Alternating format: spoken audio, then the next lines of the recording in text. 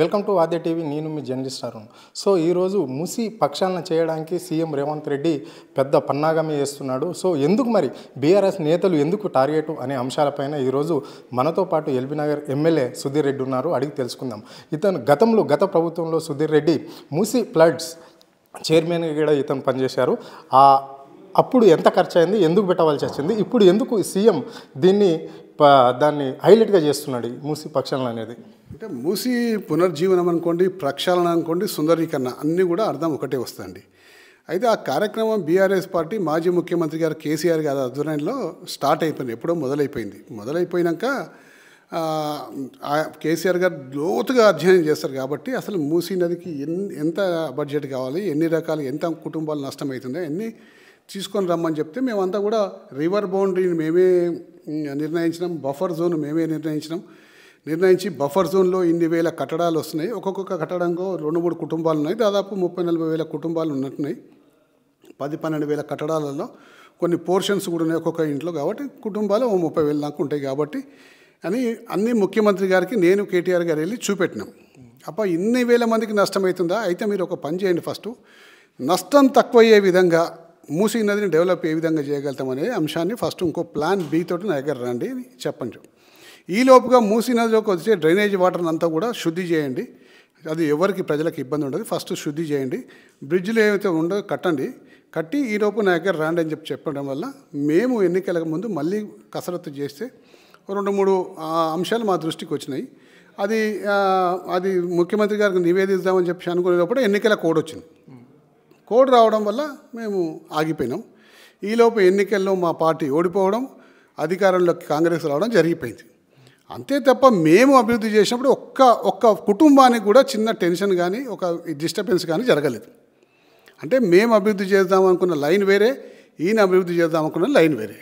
కాబట్టి మేము ఇప్పుడు ఏమంటున్నామంటే మీ అభివృద్ధికి మేము అడ్డం రాము. మూసీ నది ప్రక్షాళన జరగాల్సింది. కానీ 2013 చట్ట ప్రకారం కాంగ్రెస్ పార్టీ పార్లమెంట్లో పెట్టి మన్మోహన్ సింగ్ గారి నాయకత్వంలో ఎప్పుడైతే ఆ చట్ట ప్రకారం జరిగిందో, భూసేకరణ చట్టం జరిగిందో, ఆ చట్ట ప్రకారం నష్టపరిహారం ఇవ్వండి. దాని తర్వాతే మూసీ ప్రక్షాళన కార్యక్రమం చేయాలి. ప్రజలకు అది అవేర్నెస్ తీసుకొస్తే ఒక బాధ్యతాయుతమైన మంత్రి హోదాలో ఉన్న క్యాబినెట్ మంత్రి వచ్చి ప్రజలకు ఆ విషయం చెప్పాలి. తద్వారా ప్రజలకున్న అపోహాలు పోతాయి. కాబట్టి అప్పుడు మూసీ ప్రక్షాళనకు సాఫీగా జరిగే అవకాశం ఉంటుందని మేము చెప్తున్నాం. దానికి మేమేదో అడ్డం పడుతున్నామని ఇవాళ బుల్డోజర్తో తొక్కిస్తానే ఒక పేపర్లో స్టేట్మెంట్, బుల్డోజర్తో ఎక్కిస్తానే ఒక స్టేట్మెంట్, కక్కిస్తా అంటుడు, తొక్కిస్తా అంటుడు, కుక్క చావే అంటుడు. అంటే ఇవన్నీ మాట్లాడాల్సిన అవసరం లేదు ముఖ్యమంత్రి గారికి. ఏం నష్టపరిహారం ఇస్తారో ప్రజలకు వచ్చి ఒక మాట చెప్తే అవన్నీ మాట్లాడాడు. అది అస్సలే మాట్లాడాడు. కానీ ఎక్కిస్తా, తొక్కిస్తా, కక్కిస్తా, అసలు ముఖ్యమంత్రి గారు మాట్లాడే భాష ఏంది? ఇప్పటి వరకు మీరు చూడండి, పండబెట్టి తొక్కుతా అంటాడు, వంగబెట్టి గుద్దుతా అంటాడు, పేగులు మెడలేసుకుంటా అంటాడు. ఇది ముఖ్యమంత్రి గారు మాట్లాడే మాటల భాషనా? మా ముఖ్యమంత్రి గారు ఆ సీటు మీద కూర్చున్నారని చెప్పి తెలంగాణ ప్రజలు గర్వంగా ఫీల్ అవుతారు అని మాకు ముఖ్యమంత్రి గారు అని చెప్పేసి. కానీ నువ్వు వాడే భాష ఇంత నీచంగా ఉంటే, ఇంత దిగజారుడు భాష వాడితే ప్రజలు ఏమనుకోవాలి? రేపొద్దున నీదే ఎగ్జాంపుల్ తీసుకొని వేరే నాయకులు కూడా ఇదే విధంగా మాట్లాడితే ఏంది?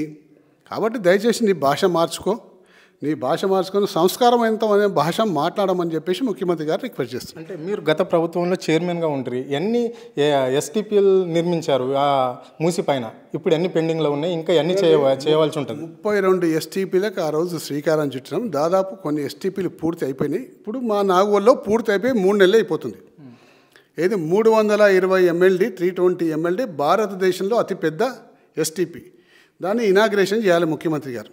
రావాలి, వచ్చి చేయాలిగా, చేస్తలేడు. అంబర్పేటలో ఒక ఎస్టీపీ పూర్తయింది, దాన్ని ఇనాగ్రేషన్ చేయాలి.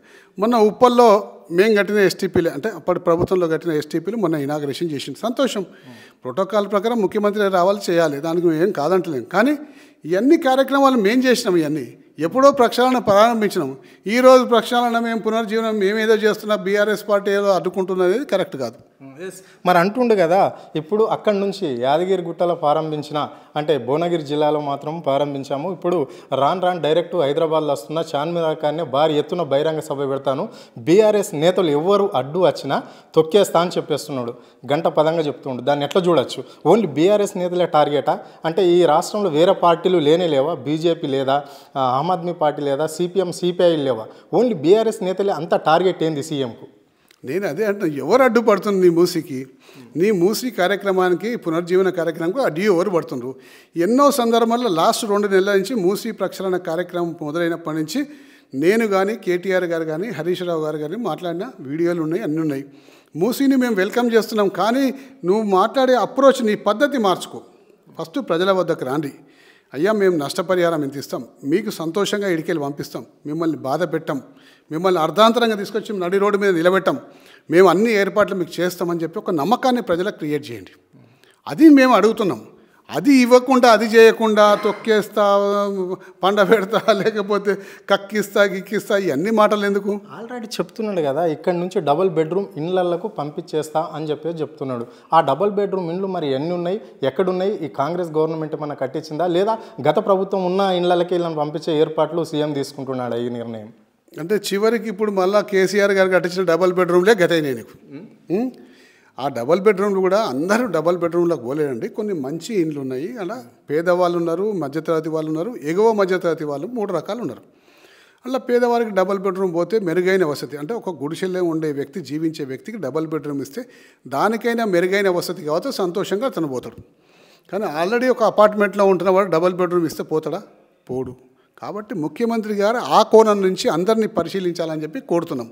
అందరికీ గంపగాటం మీకు డబల్ బెడ్రూమ్ ఇస్తున్నాం పోనీ అని చెప్పేసి అంటే పోరు ముఖ్యమంత్రి గారు. ఆ విధంగా లేదు వాతావరణం. ఒక సొంత ఇండ్లు ఉంది, 200 గదాలు సొంత ఇల్లు, పైసా కూడా పెట్టుకొని సొంత ఇల్లు కట్టుకున్నాడు. అతను కూడా డబల్ బెడ్రూమ్ పంపిస్తావా? పంపించలేవుగా. కాబట్టి ఇవన్నీ వాస్తవ పరిస్థితులను తెలుసుకొని మూసి చేయమని చెప్పి మేము అడుగుతున్నాము. ఆయన ఏం తెలుసుకోకుండా నేను చేస్తా ఇల్లు అడ్డొస్తుందని చెప్పేసి ఆయన అంటుండు.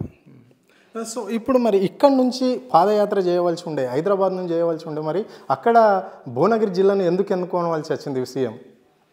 అంటే ఇక్కడ డెన్స్లీ పాపులేటెడ్ ఏరియా. హైదరాబాద్ నగరం అనేది దాదాపు 1.5 పాపులేషన్. ఈ మూసి బాపుఘట్ నుంచి నాగోల్ వరకు ఇక్కడనే ఎక్కువ ఉన్నారు.